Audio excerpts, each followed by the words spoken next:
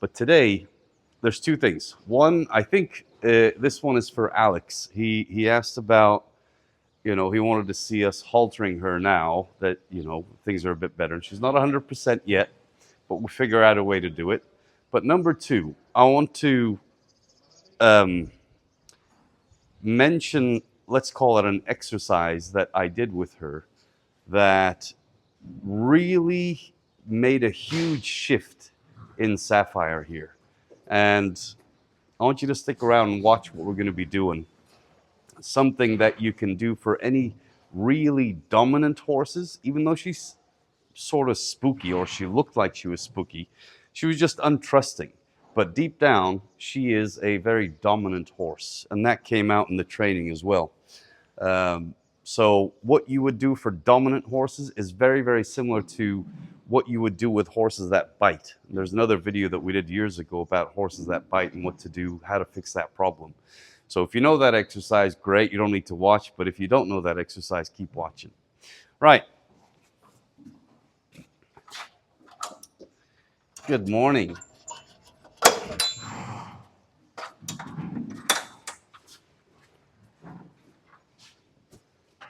So let's see how she's feeling today. Hello. Hey, baby girl. How you doing? How you doing?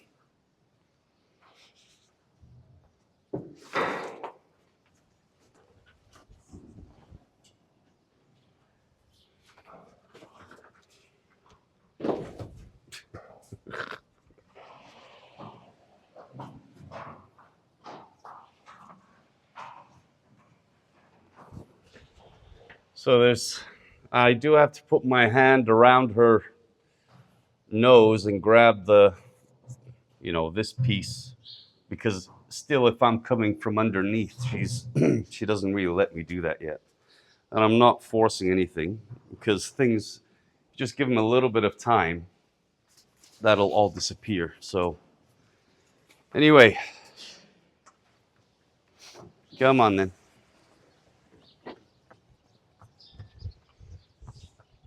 Right. So the big reveal. The exercise that you need to do with any dominant horse is to back them up.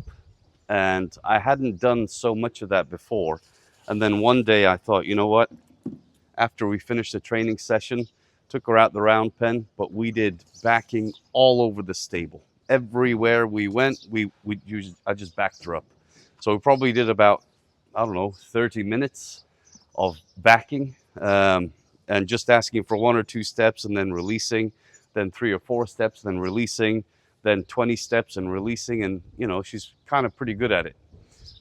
She's had a day off. Yesterday was a day off for her. So I don't know if she was let out yesterday or she stayed in the stable.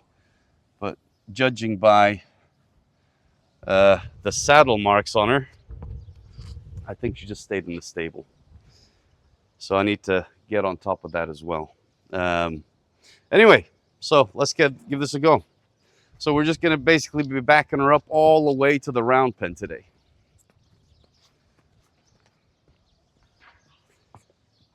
And here, when I'm shaking my right hand at her, you can see her throw her head up. I just keep going until she gives me a few steps without throwing her head up, and then I just release. So it's very windy today. She's quite fresh. And this is the first exercise that we do.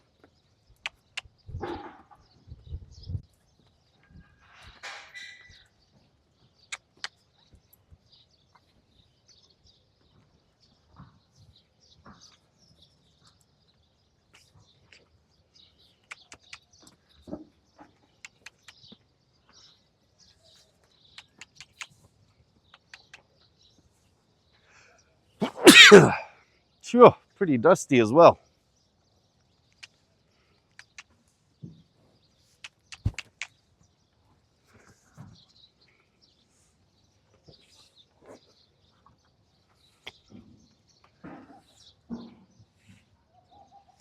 Because there's quite a few trainers that would recommend that you back your horses up. But I think it's worthwhile to see exactly how long you would back them up for.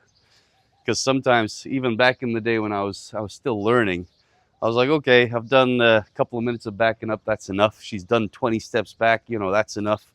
But realistically, you do literally, and you can back them up all the way, you know, for as long as you want. Obviously, you can judge how much is too much, but I wouldn't say that you can do too much with a dominant horse.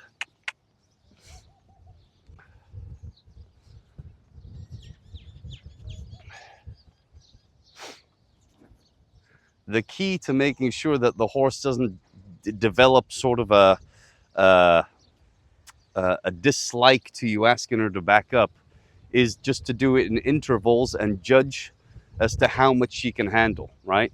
If she's starting to get really, you know, irritated, swishing her tail, pinning her ears back, it probably means you've done a bit too much, especially if she's kind of good at the exercise and she starts to go regress after, you know, a good few minutes of you backing her up. That's probably because you've done a bit too much or asked too much of her. So just judge it.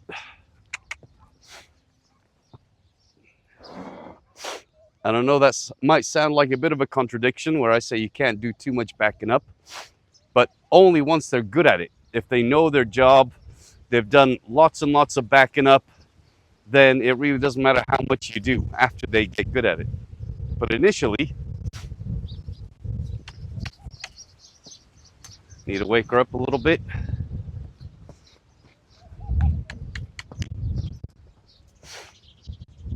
She needs to get out of my space. So you can tell she's looking all over the place. It's windy. Any idea why horses feel a lot spookier and a lot less sort of solid when the weather is windy? It's because they can't hear a twig break. They can't hear something in the distance move or make a sound because everything's making a sound. And obviously they got really big ears and they move around 360 degrees because that's how they survive, you know. They've got to be able to protect themselves. And when they can't hear these changes in their environment, then and everything's just noisy, that means their method for preserving their own lives is kind of taken away. So they can be a little bit spooky on windy days.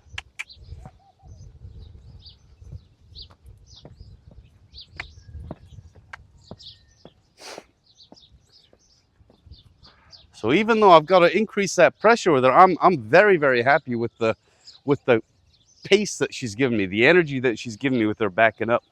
And that's another indicator as to how well they're going to be able to stop when you're on their backs.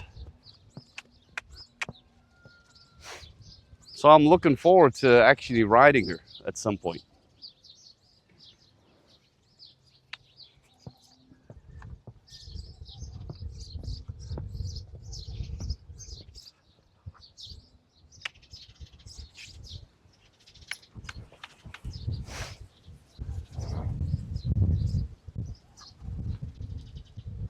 Good. Shake those nerves off. Now let's see a little bit of an exercise. See if we can back her up to the left a little bit underneath that tree. Can you do it? Come on. There you go. Let her know she's done a good job. You can even change the way that you back her up now. So I might actually go ahead and grab the halter and use steady pressure as well to back her up, which I haven't done really. Good morning.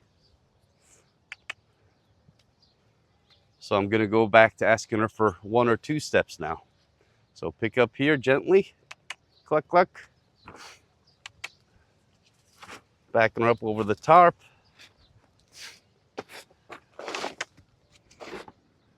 There, very nice.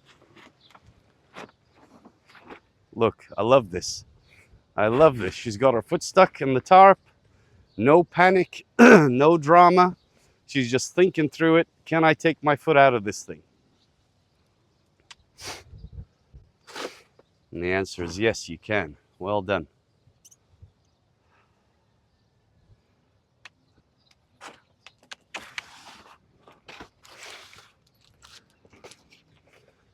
So all the stuff that we've been doing, desensitizing her, using that lariat around her legs, around her feet, picking up all 4 feet,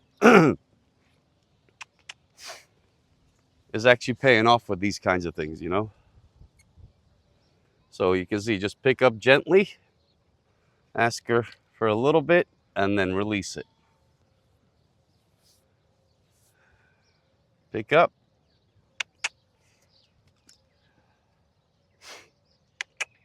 Good. And even though she hasn't been out in about a day, I know, not ideal. I'm going to fix that. It's a windy day. She hasn't done anything. We just gone in, grabbed her from her stable, and the first thing that we do is back her up. You can see the difference between how she was looking around and jumped forwards initially, and now she's just super chilled. Good.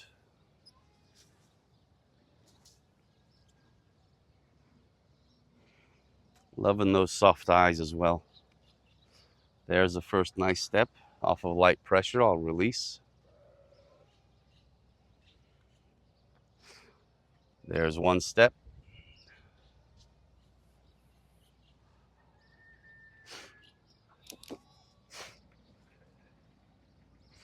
There. There.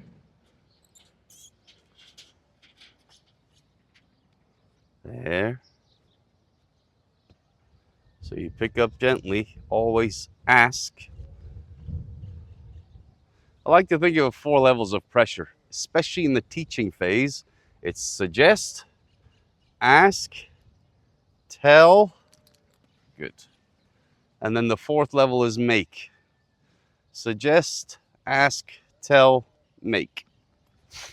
But once I feel like they know it, I kind of suggest or I ask and then I tell, you know. Kind of skip that initial good. And you can play around with the amount of pressure that you apply. So here, good, well done. Here.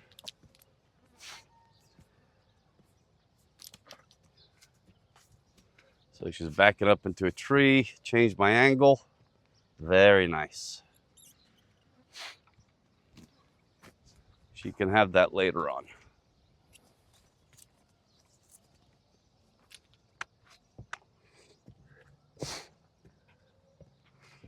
Good, right.